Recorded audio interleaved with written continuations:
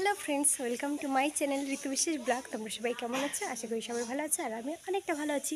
তো আমি বাড়ি চলে এসেছি, দেখতেই পারছো। আজকে হচ্ছে আমাদের নাম দেওয়া হবে, মানে দীক্ষার নাম দেওয়া হবে। 5 মাস হয়ে গেছে আমার বিয়ের, নাম দেওয়া হয়নি এখনও। তো আজকে সেজন্য নাম দেওয়া হবে। আর ও গেছে বাজার করতে আর ব্রাহ্মণকে আনতে, আর আমার ল্যাপা পোছা কমপ্লিট। ওইদিকে রান্না করছে আর আমি স্নান দান করে রেডি হয়ে গেছি। এখন ব্রাহ্মণ আসার অপেক্ষা। আর এখন যাবো ফুল তুলতে আর দুব্বো তুলতে। তো সব কিছু রেডি করে রাখি, তাড়াতাড়ি হয়ে যাবে।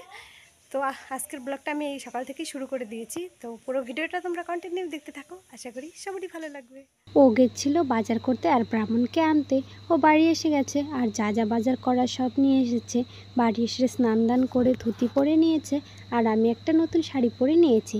বাজার থেকে সুতোমালা নিয়ে এসেছে, তো সেটাই নাকি এখন পরতে হয়, তো সেটাই এখন দুজনে পরে নিই। ওইদিকে ব্রাহ্মণকে পা ধোয়ানো হয়ে গেছে, বসে আছে। আর যেহেতু আমরা গুরু মন্ত্র নিচ্ছি, তো গুরুর চরণামৃত নাকি খেতে হয়, তো সে পা ধুয়ে চরণামৃত আমরা খেয়েছি দুজনে।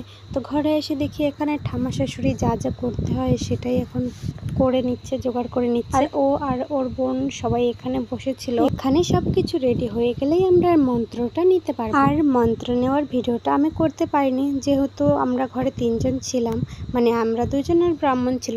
তারপরে এখানে যে মন্ত্র দিবে ব্রাহ্মণ, তার বাবা আমাদেরকে তিলক পরিয়ে দিচ্ছিল, মানে ফোঁটা দিয়ে দিচ্ছিল তিলকের। তো সেটাই এখন নিয়েছি।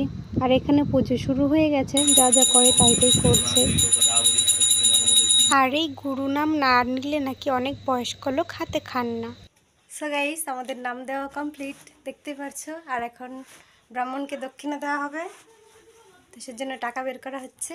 টাকা বের করা হয়ে গেছে, পুজোও কমপ্লিট হয়ে গেছে। ব্রাহ্মণ হচ্ছে বাইরে বসে আছে চেয়ারে, আর এখন তাদেরকে খেতে দেওয়া হবে, যেহেতু বাড়িতে গোসাই এসেছে আমাদের, যেহেতু প্রথমেই নাম নিলাম আমরা।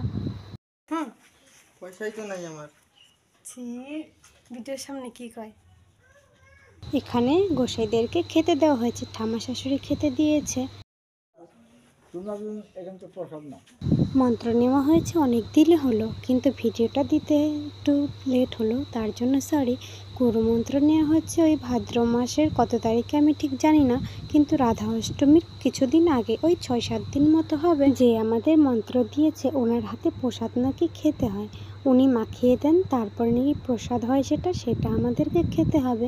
তো সেটা আমাদের খাওয়া হয়ে গেছে। এনারা এখন চলে যাবে, যাওয়ার আগে 1 গ্লাস করে শরবত দেওয়া হয়েছিল। শরবত এখন বানিয়ে দিচ্ছে হচ্ছে ছোট কি, আর যা পরিমাণে গরম পড়েছিল সেজন্য শরবতও দেওয়া হয়েছিল। শরবত খেয়ে ওনারা এখন বেরিয়ে যাবে। তো আজকের মতো এই পর্যন্তই, টাটা।